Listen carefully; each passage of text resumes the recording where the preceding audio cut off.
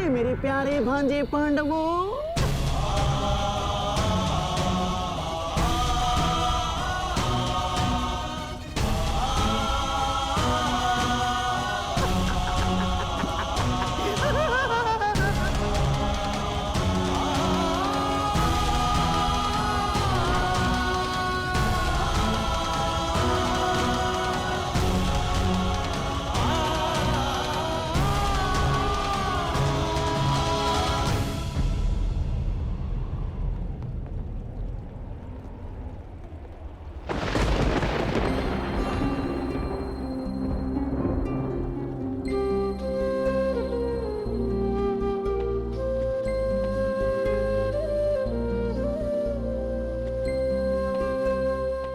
बात माताश्री,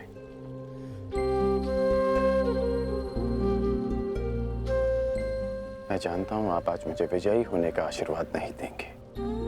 मैं आज कुछ देने नहीं, स्मरण दिलाने आई हूं। तुम्हें ज्ञात होगा कि मेरे पुत्र और पुत्रवधू के साथ छल हुआ है। जो इंद्रप्रस्थ के सम्राट थे, वो पिछले 12 वर्ष से वन में भटक रहे।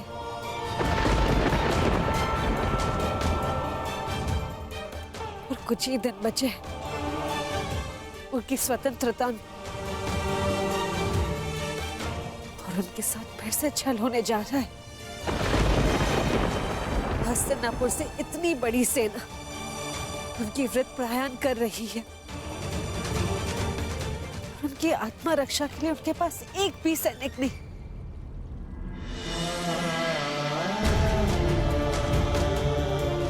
मुझे पूर्ण विश्वास है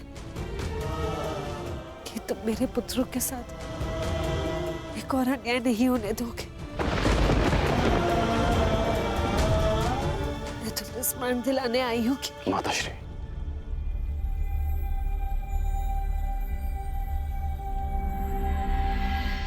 कर्ण को अपना हर वचन स्मरण है।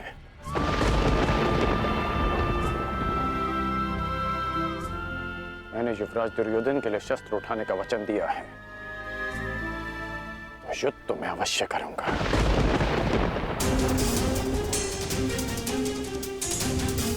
परंतु मैंने एक और वचन दिया है कि आपके पुत्र अज्ञातवास पूरा करेंगे, और ये वचन भी मैं अवश्य पूरा करूंगा।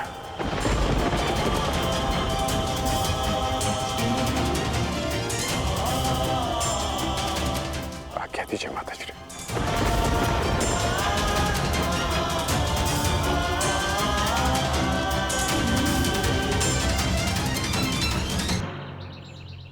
मत्स्य में आज एक नया सूर्य उदय हुआ है। मत्स्य का राजा मैं पहले भी था, परंतु स्वतंत्रता का आभास नहीं होता था मुझे। आज वर्षों के पश्चात यहाँ की वायु में स्वतंत्रता अनुभव कर रहा हूं मैं। अनुभव हो रहा है कि मेरे पास भी शक्ति है। अब मुझे हस्तिनापुर से युद्ध होने का कोई भय नहीं। जिसके पास तुम्हारे जैसा हितैषी हो, उसे कैसा भय कंक? तुम्हारे प्रोत्साहन से आज फिर से मैं स्वयं को एक शक्तिशाली राजा अनुभव कर रहा हूं। महाराज, मनुष्य को शक्ति आत्मविश्वास से मिलती है।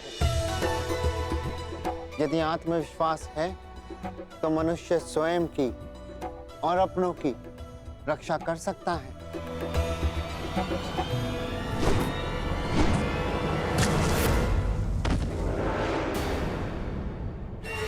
सावधान, आक्रमण हुआ है।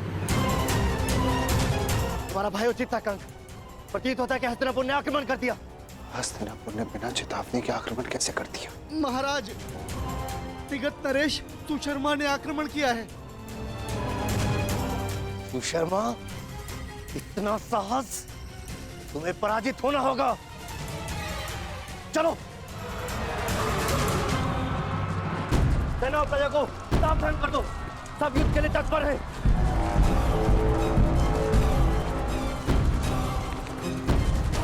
ये जानते हुए भी हिम्मत से दुर्योधन का मित्र राज्य है। सुशर्मा ने आक्रमण का साहस किया। यह तब तक संभव नहीं जब तक उसे किसी बड़ी शक्ति का समर्थन प्राप्त न हो। इसका अर्थ ये सब दुर्योधन ने करवाया।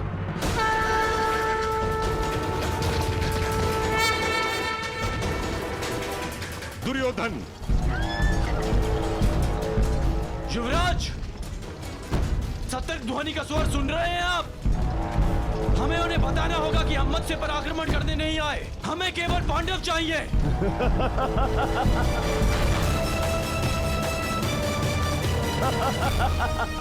मित्र, उनका सतर्क होना स्वाभाविक है,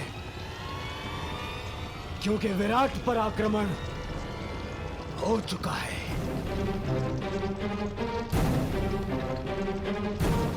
सुशर्मा की सेना दक्षिण छोर से विराट पर पहले ही आक्रमण कर चुकी है।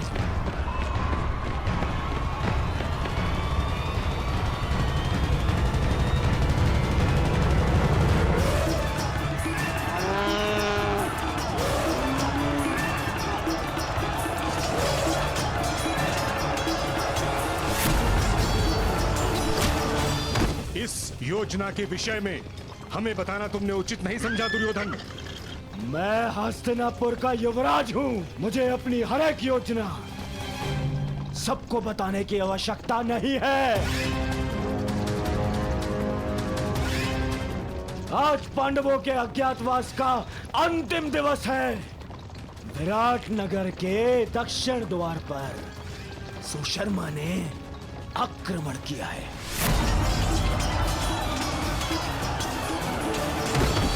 उनका सारा ध्यान विराट के दक्षिण द्वार पर होगा और हम उत्तर दिशा से आक्रमण करके पांडवों को वहीं घेर लेंगे। ये नीति के विरुद्ध है।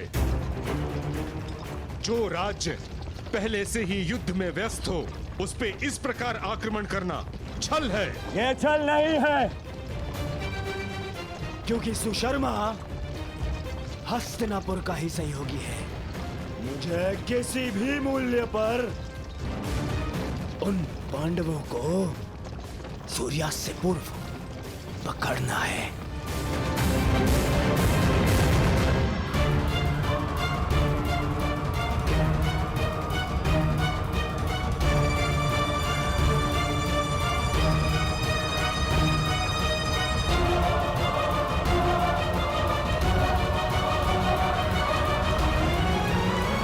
दक्षिण द्वार पर आक्रमण की सूचना सुनते ही वो पांडव उत्तर दिशा से निकलने का प्रयास करेंगे। उत्तर द्वार उस दिशा में चले।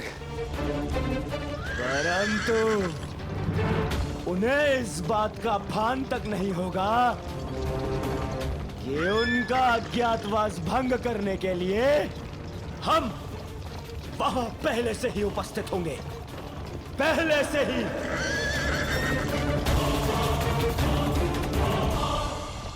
दुर्योधन, अपने साथी, महारथी और सेनापति को इस प्रकार योजना से अवगत न रखना असम्मान माना जाता है और इस प्रकार से छल करके आक्रमण करना अधर्म। मैं आपको साथ केवल इसलिए लाया हूं पितामह, ताकि आप सब इस बात के साक्षी हो सके कि मैंने पांडवों का अज्ञातवास धर्म सम्मत भंग किया है।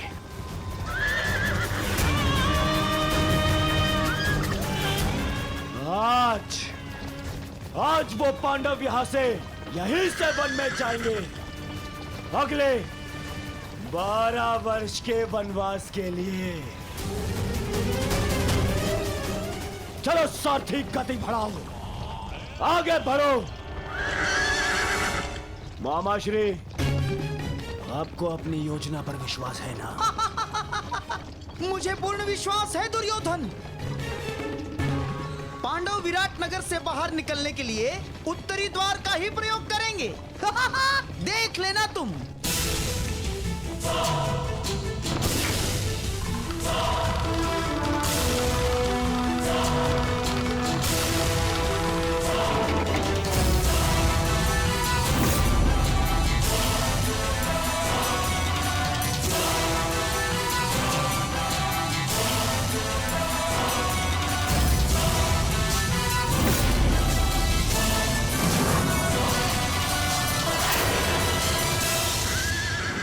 गति बढ़ाओ सारथी, आगे बढ़ो।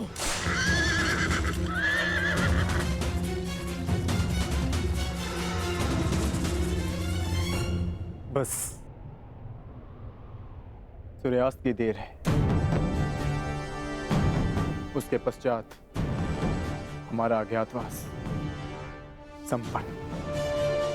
ज्येष्ठ शीघ्र ही यहाँ पहुंचते होंगे, उसके पश्चात हम यहाँ से निकल जाएंगे।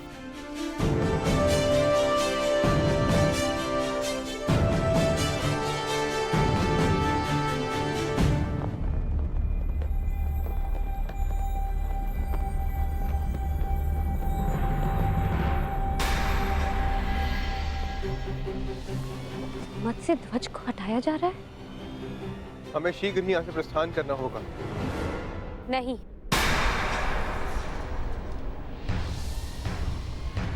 हम नहीं जाएंगे।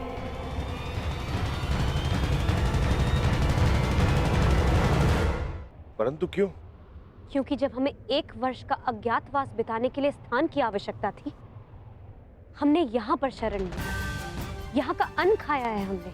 और आज जब विराट नगर को हमारी सहायता की आवश्यकता है, तो क्या यहाँ से जाना उचित होगा? ये क्या कह रही हो पांचाली? वही जो सत्य है और वही जो मैं तुम सबसे कहना चाहता हूं।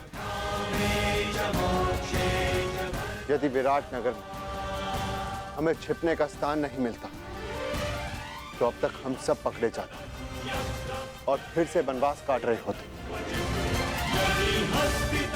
ये समय विराट राज का ऋण चुकाने का। परंतु ज्येष्ठ, उन्होंने हमें पहचान कर सहायता नहीं की थी, उन्होंने हमें काम पर रखा। तो इस नाते वो हमारे स्वामी हुए और बिना उन्हें सूचित किए हमारा यहाँ से जाना भी अधर्म है। धर्म? इसी धर्म के कारण हमें द्यूत में हार मिली, इसी धर्म के कारण आपने फिर से द्यूत खेला। परंतु अब नहीं ज्येष्ठ, केवल एक बार हमारी बात मान लीजिए। पांचाली के खुले काले केशों को देखिए, उस प्रतिज्ञा का स्मरण कीजिए जो हम सबने मिलकर ली थी। अज्ञातवास पूर्ण होने के पश्चात हम विराट नगर को फिर से मुक्त करा लेंगे ज्येष्ठ। परंतु उस कलंक से स्वयं को कैसे मुक्त करेंगे आर्य, कि अपने सहायक को संकट की घड़ी में अकेला छोड़ाए हम? यदि जाना है तो जाकर एक बार विराट राज से कह देते। उनको बताना पड़ेगा कि हम पांडव, वीर पांडुपुत्र कायरों की भांति जा रहे हैं।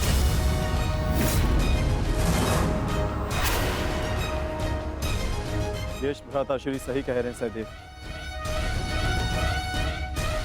यही समय है, अपने शस्त्रों पर आई धूल हटा ली जाए।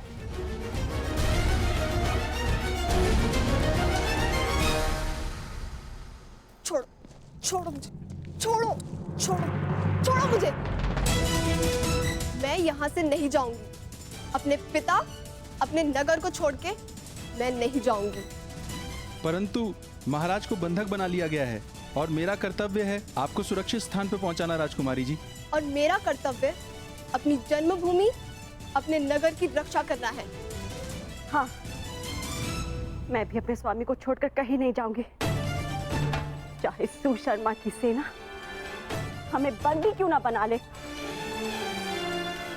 परंतु हम महारानी हैं, हमारे आदेश की अवहेलना नहीं होगी। देखा सहदेव, एक बालिका युद्ध के लिए प्रस्तुत है, एक महारानी अपने बलिदान के लिए तत्पर है, और हम यदि योद्धा होकर भी उनका साथ ना दे पाए तो भले ही हम इंद्रप्रस्थ पालें, परंतु कभी भी अपनी आंखों में देख पाने का साहस नहीं कर पाएंगे। आप उचित कहते हैं ज्येष्ठ। अब चाहे 12 वर्ष वनवास में और क्यों न रहना पड़े, हम यहाँ से नहीं जाएंगे।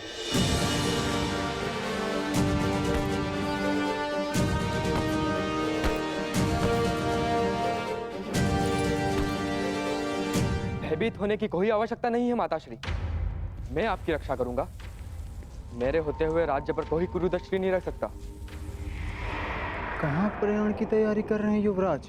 युद्ध के लिए। ज्ञात है ना, मेरे पिताश्री को शत्रुओं ने बंदी बना लिया है। मैं एक योद्धा हूं, मैं युद्ध करूंगा उनसे, विराट नगर का मान बचाऊंगा।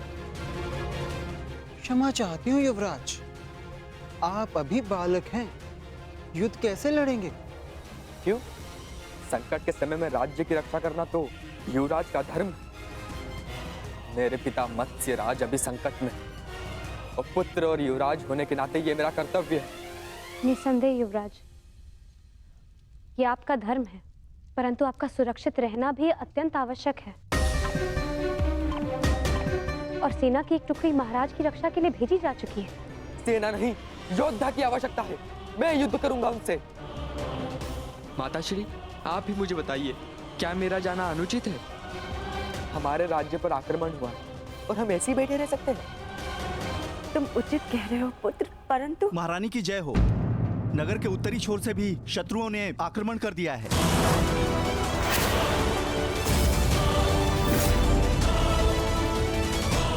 सुशर्मा ने तो दक्षिण दिशा से आक्रमण किया था,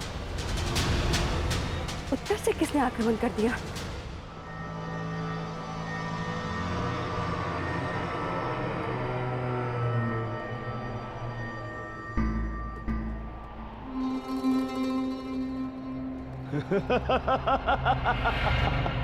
अब कहां छुपेंगे पांडव पुत्र? आज होगा पांडवों का अज्ञातवास भंग।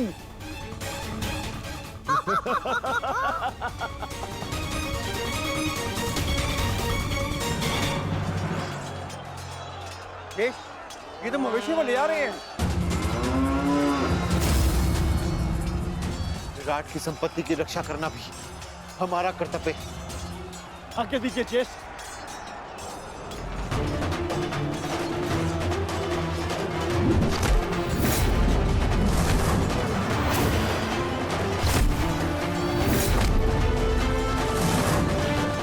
मुझे विश्वास है नकुल और सहदेव इस ओर संभाल लेंगे।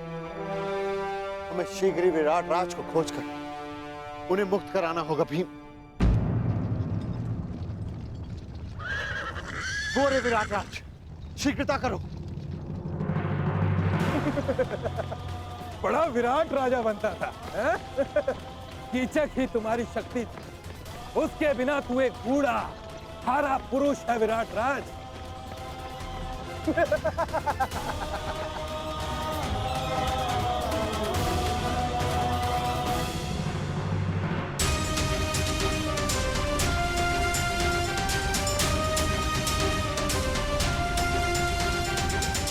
उत्तर ने अपने पिता को इस अवस्था में नहीं देखा। यह श्रेयस्कर हुआ, परंतु सुशर्मा के पुत्र उसे जिस अवस्था में देखेंगे भूल नहीं पाएंगे, क्योंकि मैं सुशर्मा के प्राण ले लूंगा। सावधान भीम, संभल कर प्रहार करना। तुम्हारी शक्ति से तुम्हारी पहचान हो सकती है, संभल कर।